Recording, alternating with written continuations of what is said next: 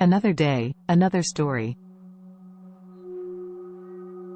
This is a story about two people sharing one body.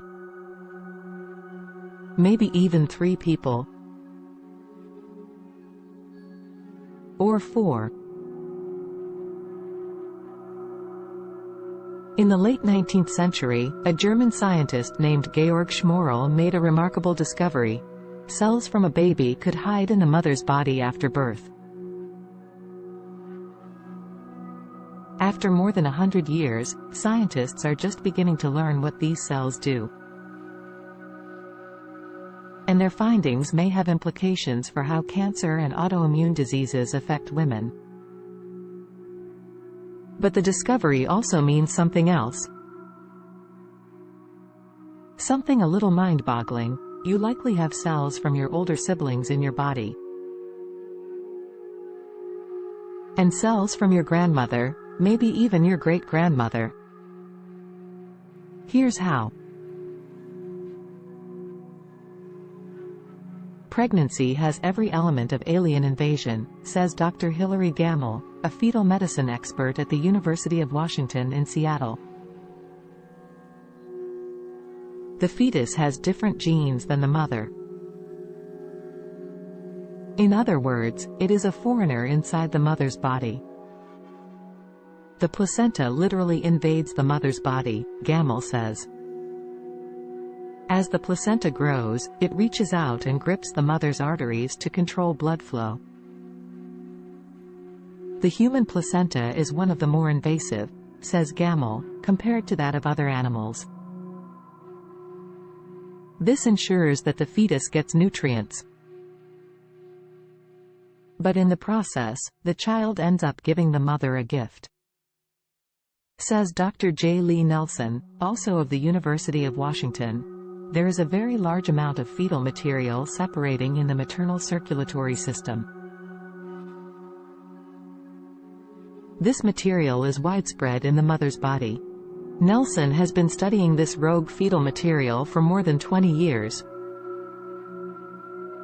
They contain DNA from the fetus, tiny pieces of the placenta, and robust fetal cells that travel around the mother's bloodstream and infiltrate her organs.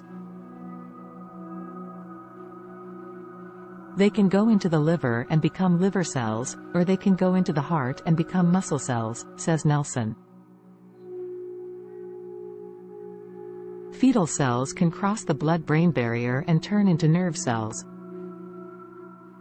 When scientists first began studying fetal cells in mothers, the cells got a bad rap. They've been linked to preeclampsia and autoimmune diseases, such as scleroderma. But over time, more studies are starting to suggest that in some cases fetal cells can be beneficial for mothers, says Nelson.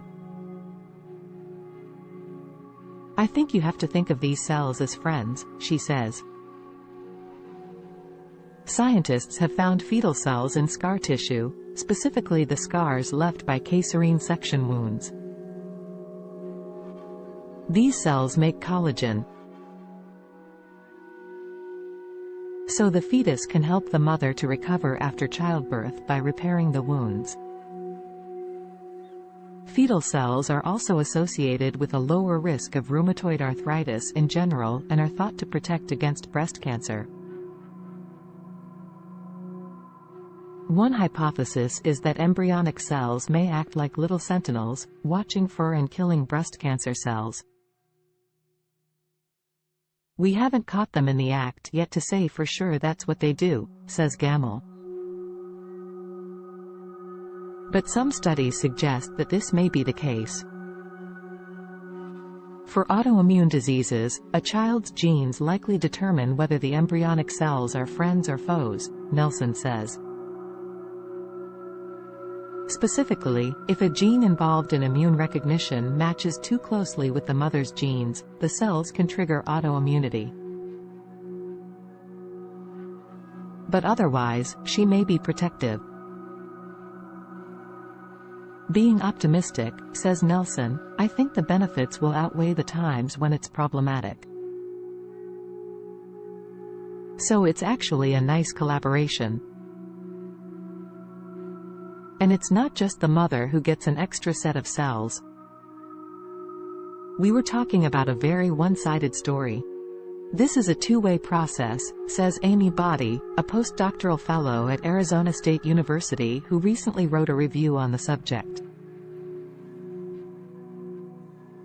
The mother's cells also cross the placenta and enter the body of the fetus, Boddy says. This means that you have your mother's cells inside you. But it also means that you are likely to be closer to your older brother or sister than you might think.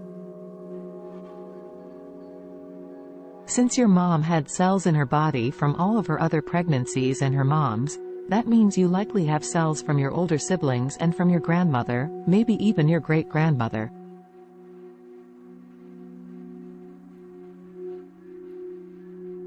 You can keep going up the family tree very far, Boddy says. Until now, scientists had not actually seen these grandmother cells in anyone's body. But if they exist, this means that we all walk around with a complete family tree inside of us. Dr. Allah Twaisi comments. Powered by Blogger. Theme images by Michael Elkin. Alot W. Visit profile. Archive. Report abuse. Thanks for watching.